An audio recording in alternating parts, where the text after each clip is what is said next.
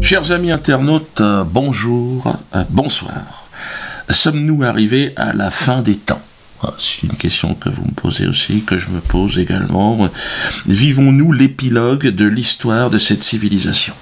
C'est vrai que le chaos apparaît un peu plus chaque jour, au rythme des décapitations, des guerres, des attentats, des enculeries en tout genre, des faillites économiques et morales de nos nations. Nous observons, nous, le peuple, les bras ballants, le souffle court et impuissant, la décomposition programmée du monde dans lequel nous vivons, sans savoir que faire. Et on est tous là, qu'est-ce qu'on fait? Où se trouve le bien dans ce monde? Obama? Oh non, c'est pas toi qui es venu nous apporter la lumière. Hollande? Oh putain, lui, il nous apporte pas grand-chose. Oh. C'est vrai qu'on est dans un pays soi-disant développé. Mais quand tu vois François Hollande, t'as compris qu'on ne développera plus jamais quoi que ce soit. Un membre, je ne dirais pas lequel, de la famille royale m'a dit qu'il y avait eu une formule de Lyoté, je demanderai à la vérifier, selon laquelle gouverner, c'était pleuvoir. De ce point de vue-là, nous réussissons au-delà de toutes nos espérances. Où sera-ce la lumière? Celle qui va nous... Les politiques aujourd'hui s'expriment-ils en vérité? Parlent-ils en vérité?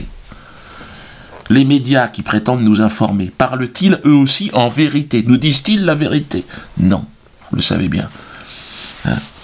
Nul besoin non plus de les accabler, ce sont des menteurs. Ils se sont perdus, comme beaucoup d'entre nous, sur le chemin de la tentation. L'argent, le profit, le vice. Qui serais-je pour les juger? Enfin bon, c'est chiant, c'est tout. Le système s'est construit sur le mensonge absolu. Je pense qu'on est tous d'accord avec ça. Et au moindre signe de vérité, ce système s'emballe. Il s'effraie, il se scandalise. Il se croit démasqué et perdu. À ce titre, l'exemple de Roland Dumas est étincelant. Roland Dumas, ce nanogénaire au crépuscule de sa vie, s'impose le panache. Alors certes, il a collaboré, à contre-cœur, je l'imagine, comme beaucoup d'entre nous, mais il a collaboré. Enfin, Roland a collaboré. Mais à la veille du grand voyage, il pose ses valises, les valises du mensonge. Il pose son uniforme de collaborateur. Mais bon, par arrivisme, par carriérisme, c'était l'ambiance générale. Ce voyage, on le sent bien, Roland, il va le faire nu. Il repartira comme il est arrivé dans la vérité. Oui. Il y a des touches-à-tout qui vont comme ça, des touches-à-tout. Je sais pas moi, monsieur Bernard-Henri Lévy, par exemple, que j'ai connu dans le temps, quand il se mêlait de l'affaire de Yougoslavie, qui venait directement apporter des petits papiers le matin à 6 heures, il réveillait le président de la République. Et moi, à 8 heures, je me fâchais, je disais, monsieur le président de la République, si vous voulez que je démissionne, je démissionne. Il disait, mais non, on n'en tenait pas compte, vous savez ce que c'est, il a d'autres gens. Mais voilà, c'est ça, ce sont des gens qui touchent à tout, qui enveniment l'atmosphère. Et ça, c'est extraordinaire. Bravo et bon voyage à Roland Dumas. Formidable. On ne se connaissait pas très bien avec Roland, mais nous nous sommes appréciés quand même. Le temps d'une succincte rencontre. On s'est rencontrés d'ailleurs 2-3 fois. Mais bon, bref. Donc, monsieur Dumas, vous vous êtes attiré les foudres de nos maîtres pour avoir laissé entendre, de manière on ne peut plus prudente en plus, que Manuel Valls était sous l'influence du lobby juif. Merde! Qu'est-ce qui se passe, Roland? Et il y a des alliances personnelles qui font... C'est-à-dire, qu'est-ce que vous voulez dire par là? Chacun sait qu'il est marié avec quelqu'un qui est quelqu'un de très bien, je dirais, et qui a de l'influence sur lui. Regardez un peu l'histoire des socialistes depuis la guerre d'Algérie. Mais c'est quand même des socialistes qui ont fait la guerre. Il est sous influence juive? Ça, probablement. Vous le pensez? Je peux le penser. Tout le monde a un peu d'influence. On en a d'abord beaucoup sous l'influence de sa femme. Pourquoi dites-vous ça? Sous l'influence de sa femme? Bien sûr. Pourquoi pas? Pourquoi ne pas le dire? Pourquoi ne pas le dire? Pourquoi ne pas le dire? Puisque c'est une réalité. Par ma femme, je suis lié de manière éternelle à la communauté juive et à Israël. Quand même, Roland Dumas est un sale bonhomme. C'est la stricte vérité qu'a dit Roland Dumas. Mais comme vous pouvez le constater, la vérité n'a plus sa place à la tribune des politiques et des médias en France. Pour cette vérité donc indiscutable, Monsieur Dumas sera banni définitivement de la liste des bons citoyens, des bons esclaves citoyens. Il va intégrer la liste de la haine, la liste des antisémites. Ah, vous avez entendu la petite musique qui va avec? Ah, c'est pour vous faire un peu glaglater. Nouvelle venue sur cette liste d'ailleurs de l'infâme et de l'infamie, Joëlle Ursule, la chanteuse antillaise.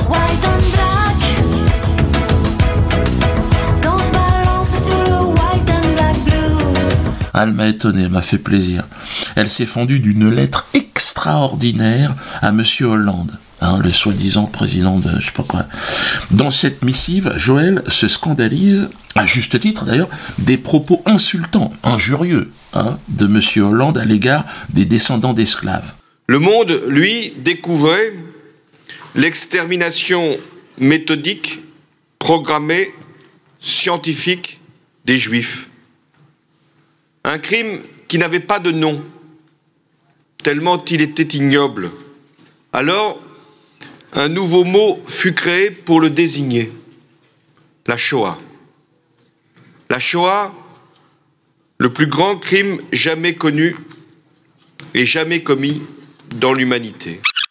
Le plus grand crime jamais connu et jamais commis dans l'humanité. Dans cette lettre, elle met en garde la France contre l'organisation d'une compétition victimaire. Elle dit à Hollande, ne faites pas de hiérarchisation dans les souffrances. C'est grave, vous divisez les Français. Ouais, elle dit la vérité. Et en retour, le maître, Hollande, en bon béquet, ne prend même pas soin de lui répondre. Non, ça peut foutre. Et il lui envoie sa négresse de maison, Paul Angevin. Paul Angevin. Ouais, c'est bon, c'est plus si c'est Paul ou c'est Angevin. Enfin, c'est Pau, son prénom, et Langevin, le nom. Ben écoutez là, c'est la ministre de la... Elle va parler de la compétition victimaire. Regardez. Chacun voudrait qu'il y ait une concurrence victimaire. Et c'est ce qu'elle est en train un peu d'alimenter. Par définition, ceux qui sont allés chercher des esclaves en Afrique pour travailler dans les plantations ne voulaient pas les exterminer, ils voulaient les faire travailler gratuitement. Donc je pense qu'il y a dans cette espèce de concurrence, il y a un contresens. Incroyable. Pau, franchement, tes ancêtres peuvent être fiers de toi. Une honte, putain. La traite des Noirs serait plus ou moins une boîte d'intérim, si on t'écoute. Non mais attends, on va où, les gars, là? Un peu véreuse, parce qu'elle te paye pas, mais enfin, ce serait ça. Honte à toi, Pau Langevin. Car pire que le béquet et le maître esclavagiste, il y a le traître, la traîtresse de maison. Celui qui réécrit l'histoire. Honte à toi, Pau Langevin. Et tous ces morts africains jetés dans l'océan, c'est pour le boulot? C'est quoi? C'est une pause cacahuète? Et tous ces viols que ta propre arrière-grand-mère a dû subir, Pau Langevin, c'était juste pour travailler? Un petit 5 à 7 avec le maître béquet, là? Et les tortures, et les castrations, les jambes coupées, les coups de fouet, les exécutions, c'est quoi ça? C'était pour le travail? C'était des blâmes? Honte à toi, Pau Langevin. Et le nègre marron, bouffé par les chiens des Hayotes et autres esclavagistes. Hayotes, d'ailleurs, l'esclavagiste juif. Ouais, ça, on n'a pas le droit de le dire, mais il est juif. Je peux rien, c'est sur Internet, vous pouvez c'est l'histoire de sa famille. Famille Hayote, il est arrivé à la fin du XVIIe siècle à la Martinique, Hayote, l'ancêtre. Ouais. Il était juif. J'aurais préféré qu'il soit musulman ou chrétien pour pas avoir de problème avec Manuel Valls. Mais il est juif. Il est juif. Même les juifs entre eux. Il est trop juif. On n'avait jamais vu ça. Et alors, pour Langevin, visiblement, elle, non. Elle bosse peut-être un peu pour eux, je sais pas. Ils t'ont donné quoi, pour des bananes, des cacahuètes, pour raconter des conneries pareilles?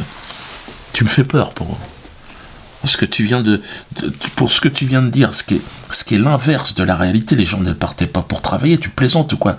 L'esclavagisme, c'est pas ça. c'est soumettre l'autre. Pas seulement pour le travail, mais aussi le viol, le soumettre. Et la mulatresse solitude, c'est qui? Mais non, moi, je suis complètement... Et pour ce que tu viens de dire, donc ce révisionnisme insupportable, des gens sont emprisonnés. Oui, emprisonnés, c'est le cas de Renoir. Hein. Vincent Renoir, il a dit exactement ce que Paul Angevin a dit. Hein. Il a dit que, bon, c'était des camps de travail, c'était pas des camps d'extermination. Et lui, 2 ans de prison, ils veulent le mettre. Et Paul Angevin, comment ça se passe? Comment ça se fait que Paul Angevin, elle peut raconter ça, et elle a vu avec les subventions de l'État, ministre de l'Outre-mer. Paul Angevin et la tête du guerrier Atec, c'est quoi, c'est normal? Tout va bien? Qu'est-ce que vous voulez que je vous dise? Puis alors... Bon, excusez-moi, parce que je me suis énervé, puis il y a le téléphone. Oui, allô? Ouais, Germain? Oui, je peux pas, je suis en train d'enregistrer la vidéo, là, donc il faut que tu me rappelles. Oui, que je parle de ta grand-mère. Ouais, que je parle de sa grand-mère. Oui, qui a été déportée. C'est mon directeur de la publication, sa grand-mère a été déportée. Oui, elle a fini en savonnette. Je sais, j'en parlerai. Oui, et de sa sœur aussi, ta tante, la grande tante. Ouais. Elle aussi, elle a fini en savonnette. En accordéon? Qu'est-ce que c'est que je dis, ça?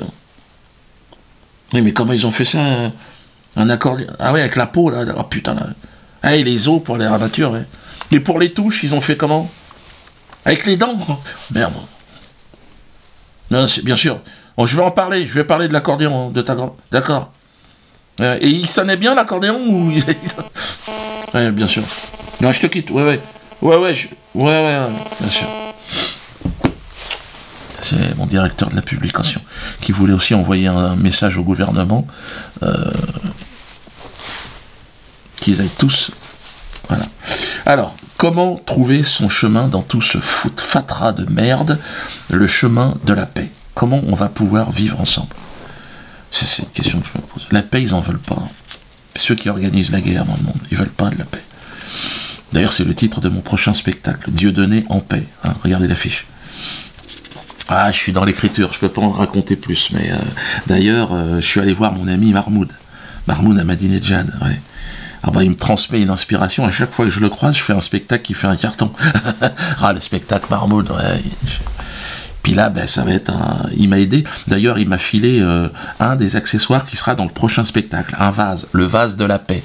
On en a parlé. C'est vraiment un homme de paix, si vous voulez, il vous apaise. Maintenant, il est plus président, il est plus relax. Donc, j'ai visité là-bas, j'ai rencontré aussi, putain, cette pauvre petite fille et sa mère. Ils ont perdu, il y a eu un attentat, bon, évidemment, personne n'en a parlé ici. Ce sont les terroristes sionistes qui ont tué, c'est un ingénieur qui travaillait dans le nucléaire, ils ont tué, j'ai rencontré Armita, une petite fille. Vous avez vu la photo de son père, on dirait Charb un peu. Mais lui, non, il n'y a pas eu, je me sens, non. Lui, je me sens pas iranien ce jour-là. Parce que c'est autre chose. Et donc je parlais de Mahmoud. Regardez la vidéo, l'interview qu'il fait avec Pujadas et puis son collègue pour France 2. Là. Extraordinaire.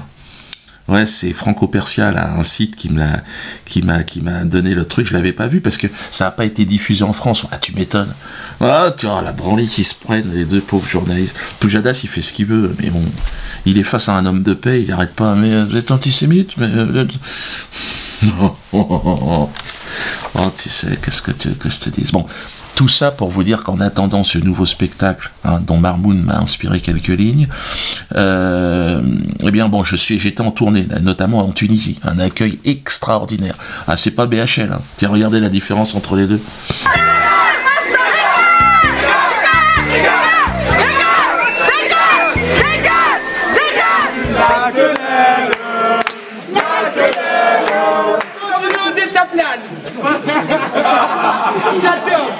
Ouais, Tunisie, je vais certainement arriver en Algérie, j'arrive.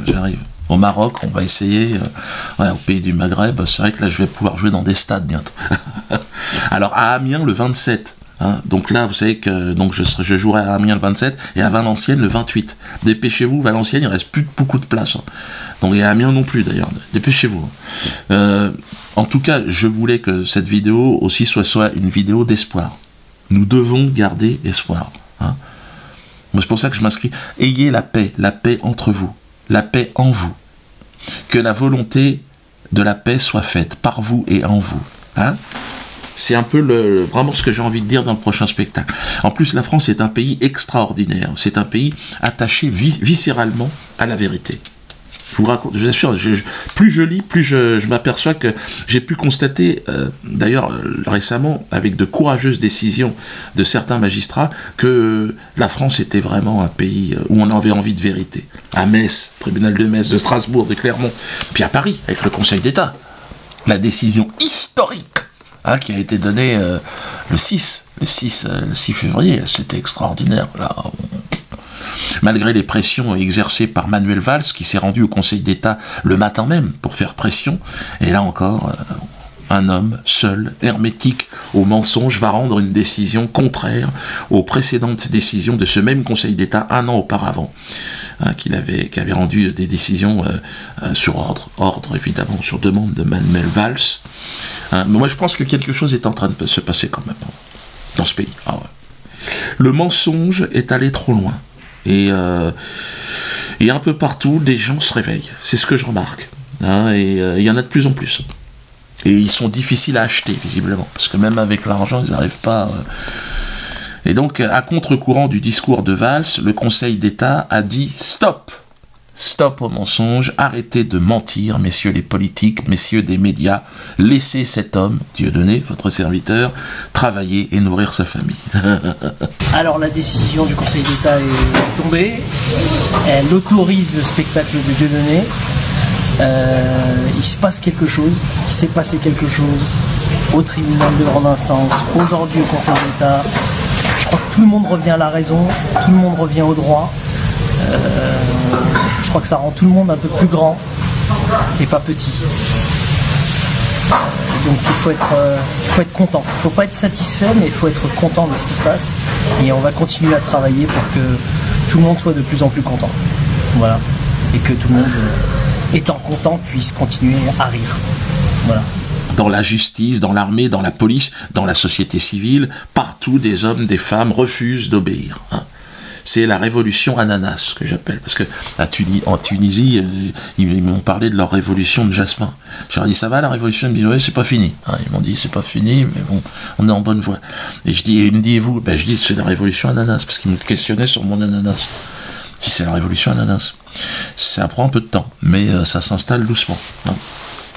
D'ailleurs, l'ananassurance... L'assurance est une des premières marches dans l'émancipation de ce système. Laissons-les vivre de leur côté et nous réapproprions-nous notre société. Parce que notre meilleure assurance, c'est quoi? C'est notre liberté, notre soif de liberté, notre émancipation. Rejoignez l'assurance avec une transparence totale. Alors je vous le dis parce qu'on est 120 000, on sera bientôt 200 000. Donc rejoignez l'assurance, première étape. On va s'assurer nous-mêmes, après on va créer notre banque, après on va un monde parallèle grâce à l'internet, voilà. Tout ça pour leur dire salut, bonne route, fabriquez des armes, entretuez-vous et laissez-nous tranquilles dans notre coin. Parce que moi j'irai certainement pas faire la guerre sur ordre de monsieur Laurent Fabius. Qu'il aille, si ça lui fait plaisir, de se battre. Parce qu'apparemment il a l'air motivé contre Bachar, qui n'est pas un être humain qu'il faut tuer, tout ça. Donc qu'il y aille.